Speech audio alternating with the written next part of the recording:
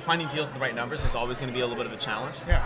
And like that's why I'm a huge fan of tax liens and stuff too. So we'll connect about it a little bit later for sure.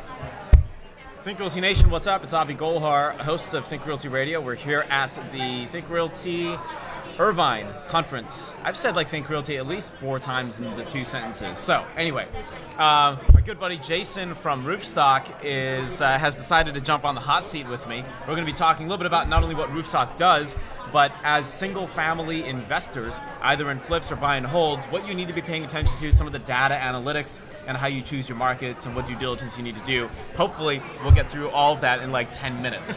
Whether we'll do that in 10 minutes or not, I don't really know, because I have a daily radio show that's like an hour long, and I try to cram everything into the hour. No, I've listened, and yeah, it's tough. So let's start off with a quick little introduction. Who are you? Who's Roofstock? What do you guys do? Yeah, so I'm Jason Green. I've been in real estate for 15 years, and Roofstock is an online marketplace for people to buy and sell tenant-occupied rental properties. Okay. And we're providing a lot of transparency around that, a lot of data that your mom and pop investors never had before. So, yeah. And so we pair that with financing, property management, and so you can separate the operation from the investment and kind of make it plug and play in a little passive investment. So help me understand what that means, a passive investment. It's as hands-off as you can make it.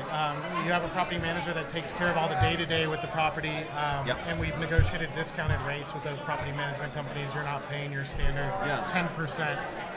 So they handle all the day-to-day, boots-on-the-ground maintenance, and you can kind of sit at home and invest remotely.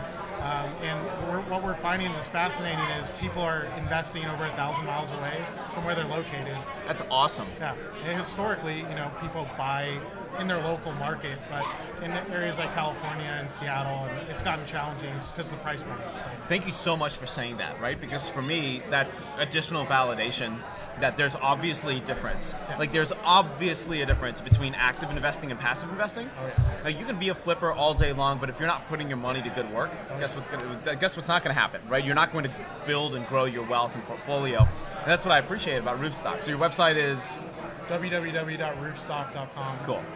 So I want everybody to check it out. Super important that you do, and start kind of figuring out what deals are on there, what yields make sense, and like what part of the country you want to invest in. Just like Jason is saying, you could be in California, you could be listening to this in California right now, and you're like, well, it's going to take me $1 million to buy 200 square feet of land, right? You don't want that. So you want to take a look at some opportunities in the Midwest, Southeast, wherever that might be, and you have an entire inventory and database of all this stuff. Oh, yeah. So what are some of the data points that you would look at as a new investor on your platform? So I'm focused on neighborhood scores, school scores. We created our own neighborhood scoring algorithm. How does that work? And it's a 1 through 5 star score. Okay. And it takes into account percentage of homeowner occupancy in the census data track, median income, education level, school scores, and then we're starting to integrate some crime data into that as well. Okay. And that'll give you a 1 through 5 star score. So, depending on if you're risk averse or you're open to a little riskier, higher yield, you can know 1 through 5 star along with all the school scores, kind of what you're getting into. That's one of my favorite things, and that we created. That we were the first company to create like a neighborhood scoring algorithm. Yep. Our data team is unreal, and so they built that from scratch. I love that. Right? When we start looking at the economics of a specific market, we have to understand school scores, crime, jobs. We also have to understand migration data. So these types of things help us as investors tell a story of whether or not this property will perform. Yeah. Tell me a little bit about the process on Roofstock and how it works for investors. Is it really easy to buy something? Is it really easy So we go out with a third party, we inspect the homes, we collect all the lease and ledger documents, we're pulling preliminary title commitments, and we're running evaluations, like making sure the pricing is correct and the rent pricing, and so when you're coming onto the site and looking at properties, there's a diligence vault, and all of that information is there. So you already have an inspection report, you already have a redacted copy of the lease, you can make sure that tenant has a good payment history, and you can see all that before you make an offer. So we're kind of flipping the transaction upside down. Typically you would get all that stuff once under contract, but it's all already there. We're all about transparency. So what I love about this is I'm actually on roofstock.com right now. You can check it out. I don't know if you can see it from here, but it gives you all the data. It gives you exactly what you need to make intelligent decisions. You can educate yourself, compare different markets, all by the touch of a button. Yeah, we're that's in really neat. 20 states, and I love it. Yeah. And especially if you're a novice and where am I supposed to invest? You don't know. I'm here in California, and where should I go? And at least you have the opportunity to come in and compare, see all the information before you'd ever make yourself comfortable with the process and make an offer. Got it. And then from there it's a normal transaction. So as a remote investor, right? We just talked about it very briefly for a second. I'm in California. I want to invest in, say, Columbus, Ohio. Yep. I go to roofstock.com. I punch it in. I see the 311 properties. I can search by location, I can search by cap rate, I can search by whatever. I have all these indicators. Filters, yeah. What are some of the most important things that I need to know so that I have peace of mind with an investment that's, say, remote, that's like hundreds of miles away from me?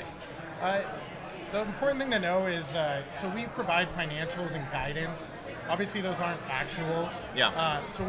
And they tend to be pretty conservative. Okay. But obviously, run your own numbers and do your own homework. Yeah. Obviously, we're providing a lot of information and research, but I would always suggest, obviously, running your own numbers and talking to some of the local property management companies that we suggest before you make that decision.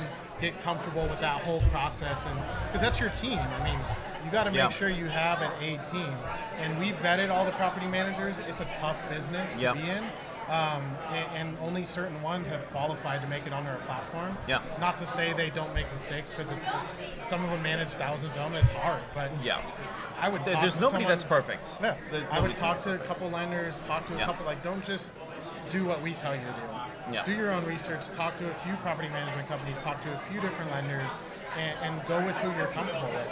Who's giving you the response you want, and the time turnarounds, and who's available and open. Right. You can call anyone. You could talk to a live person at our company if you need help walking through the platform, how to use it. It's not just some robot. Yeah. Talk to property management for a second, because here we're at Think Realty in Irvine, and you're noticing investors ask questions, right? Yeah. Everybody has okay, I might be interested in a flip. I'm now looking at buy and hold. I want some cash flow. What are some good qualifying questions that you suggest investors ask for property managers? A big one for me is how they bill maintenance. Are they passing That's that through? so key. Are they using third parties? Are they adding on top of the third parties? Do they have their own in-house maintenance? So key. I think it's crucial, because I'm always, when I was doing flips, hyper-focused on the construction side. I feel like it's the most important side of the business. Yeah. Make sure you know. It's where the rubber meets the road. If there's a $150 toilet fix, are they going to put $200 on top of that and charge you, or are they passing it through to you at cost? Yeah. I think that's a very critical thing. Cool. And for me, that's the biggest focus, because if something goes wrong, you're not local. You need to understand and know that team can handle it cost effectively and fix any issues that are happening. And then if your tenant leaves, if they have a maintenance team that can do your turns, or you have to find a contractor. So what are their capabilities on those types of issues? For me, critical. Awesome. We have another maybe minute or two. I'm going to see if we can squeeze in 2 questions here. Right now, we're in a state where there's so much tech, there's so much data available for investors to use. Talk to me about that for 30 seconds and how impactful you think that has been to investors across the country.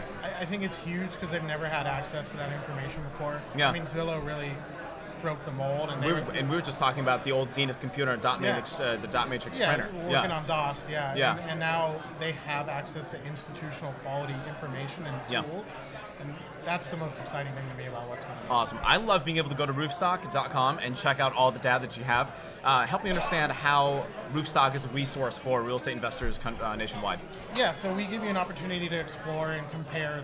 Right now we're in 22 different states, and eventually the goal is to be a nationwide marketplace.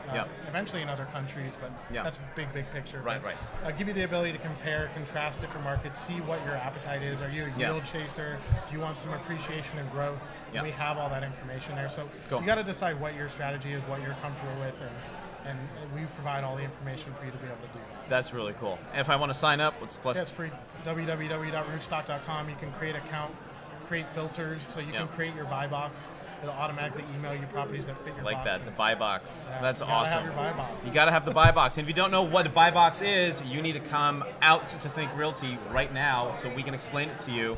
Find Jason, roofstock.com. And you know what? If you do want to expand to Indy at any point in time, I know a guy.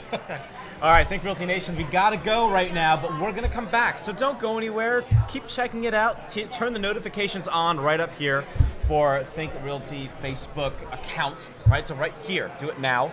And I'll see you in a sec.